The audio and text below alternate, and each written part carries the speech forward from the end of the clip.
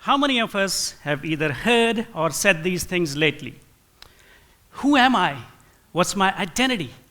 What will my identity be in the future with artificial intelligence, advances in medicine, genetics, and space travel? Or how about even this? Who are we as a people, as a country, or as a human race? We're having an individual and collective identity crisis, and we need a deeper, more compassionate look at this important aspect of our lives. Now, why do we need to do that? Because identity plays a central role in our lives. It helps us navigate through our day-to-day lives, and it can provide a sense of meaning and purpose. But when identity is misused or misunderstood, it has a tremendous potential to cause pain and suffering around the world. I've learned from my own journey that identity is complex, diverse, and multidimensional, and that the best way to try and understand how identity works is to first understand our own individual identities. I grew up in the northern part of India, in the foothills of the Himalayas, in a small town called Solan. Think of it like the Appalachians, beautiful mountains, lakes, and rivers, but without the moonshine. I used to be a proud Indian hillbilly. And I used to love stray dogs. This dog over here is my favorite stray dog ever. Before I tell you any more about my journey, I would like to emphasize that I'm really proud of my Indian heritage, and it forms a significant part of my complex identity. When I turned 17, I decided to move from the northern part of India to the southern part of India to go to college. Now, the southern part of India is culturally so different that it might as well be a whole different country. This is the first time ever in my life that I experienced a phenomenon called identity mutation. I had to give up certain parts of my identity, and I had to acquire new ones just to survive and fit in.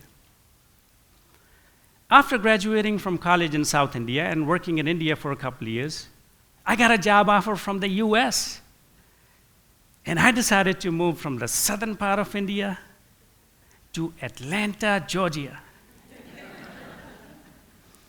I vividly remember the day I had to take my first flight ever in my life. I'd never been on a plane before, and I was a nervous wreck. I had to ask for help at the airport 6 different times just to get to the check-in counter.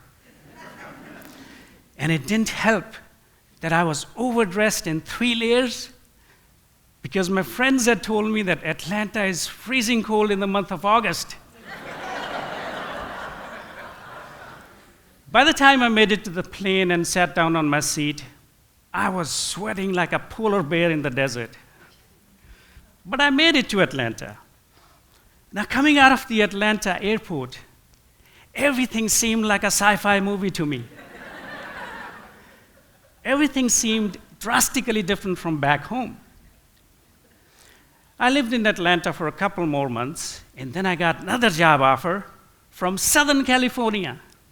And this time, I decided to move from Atlanta, Georgia, to the west side of Los Angeles. Now, Santa Monica and Venice Beach can be a bit different from Atlanta. I remember walking around downtown Santa Monica, and every block seemed to have a yoga studio, which was right next to an organic juicing bar, which was right next to an artisanal bakery or a sandwich place. People did yoga back home, but nobody liked to talk about it. It was like their dirty little secret. In Santa Monica, I walked into a yoga studio and asked them what kind of classes I can take. And I was amazed. I could do hot yoga. I could do Kundalini yoga. My favorite, where I could do yoga while wine tasting, learning how to paint, and petting some goats all at the same time. Now, when you're young and single and new in town, your first order of business usually is to try and make some friends and maybe start dating. But this was really hard for me. I was goofy looking, I had a heavy Indian accent, and I didn't have any social skills, so no dates for me. I think people were swiping left on me since way before Tinder even existed. It was that bad. Now, this is when my conscious and deliberate process of assimilation began. Now, just to be clear, it's not that I wanted to assimilate, but I had to survive and make some friends and fit in. I started working on my heavy Indian accent. It's still a work in progress. I remember I changed my looks. I shaved my head for the first time ever, and I changed my mannerisms. My friends called me out one time when apparently I was using too many air quotes in every sentence for no reason at all. I used to live in a small house with a bunch of immigrant roommates, and our house on the weekends would turn into an accent removal sweatshop. We would all grab the Sunday newspaper and read it end to end for hours in American accent. Now, little by little, things started to improve. I started socializing more, making some friends, and I started getting some dates here and there. This is when I called my mom in India, and I told her, "Ma, abhi rishte dekhna band karo." That means, Mom, stop trying to arrange marriages for me now. I think I got this. I told my mom that my credit score was getting better, and so was my dating. Now, the fruits of my labor seemed to have paid off a couple years later when I met my future wife, who happened to be white, but who seemed way more Indian than I was for some reason.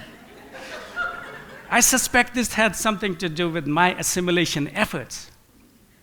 A year later, we go to India to get married, and we have a small Indian wedding in which 5,000 people show up. We come back to the States, and a couple of years later, I have my beautiful, half-white, half-brown daughter. And this is the happiest time in our lives. As my daughter grew bigger, I started noticing that she looked more white than brown. And this bugged me a lot. What bugged me wasn't just the way she looked, but the fact that people had a hard time believing that I was her father.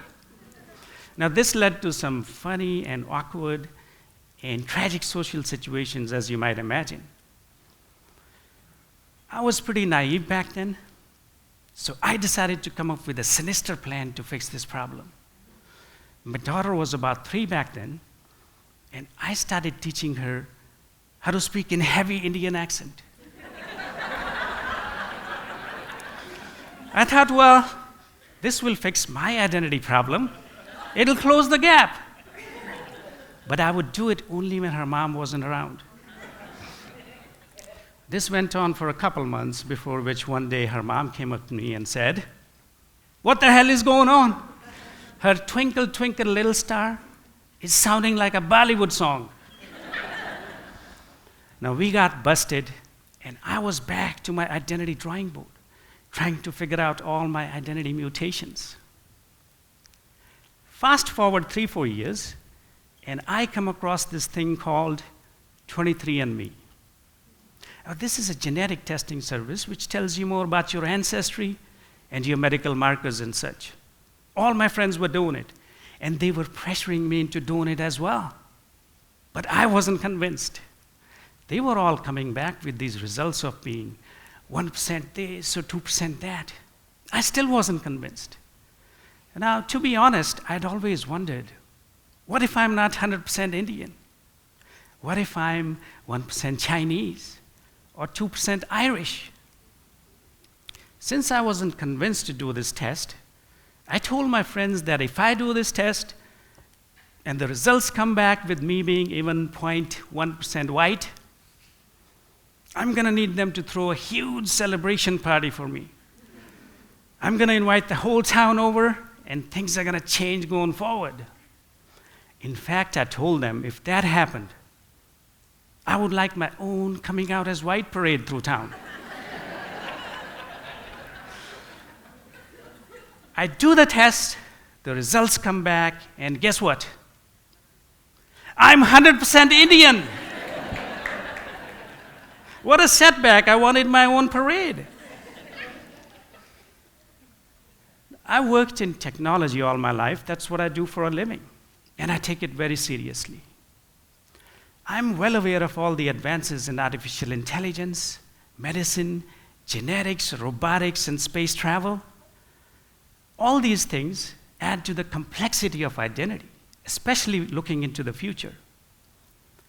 Think about this. If we can edit our genes at this point in time, how hard is it to edit our identities? It's a piece of cake. If you engage in any digital activity, if you use social media or buy stuff online, or even use a smartphone, think about this. Part of you already exists on a server on the cloud someplace. Now, this adds complexity to identity.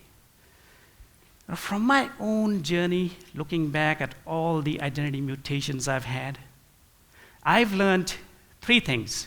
First, that identity is complex, diverse, and multidimensional. Second, that identities can change from time to time.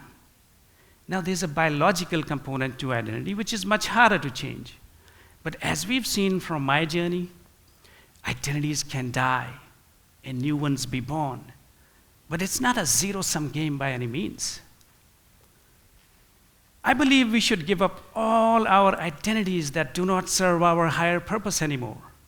And the ones that we decide to keep, we should make sure we can only use them to either help others or ourselves, or at least not to harm anybody. The third thing that I learned was that even though identity is complex, it's possible for us to simplify our approach in how we try to understand it. It's like going back to first principles to try and solve a complex problem. And we do that by first understanding our own individual identities. The last thing we want to do is to outsource the understanding of our identities to social media, online retail, or the next supercomputer. That would be a disaster. Some of you might be wondering, what happened to my favorite stray dog at the beginning of my story? Imagine one night, the dog followed me home, and I ended up adopting him. I brought him home, I gave him a bath, I fed him, and then we got rid of all his ticks and fleas and worms. And now imagine a couple months later, me being alone with my dog, making eye contact. I believe my true identity is the one that my dog thinks of me at that moment in time. I'm pretty sure my dog doesn't think of me as someone who's black or white or brown, male, female, gay or straight, liberal, conservative, none of that. But I'm pretty sure that my dog thinks of me as someone who's kind and compassionate, not perfect by any means, goofy and playful, hopefully, but in the end, reliable and trustworthy. So I urge you all to look at your own identity journeys and try to figure out how you got the identities that you have today, and if they serve your higher purpose.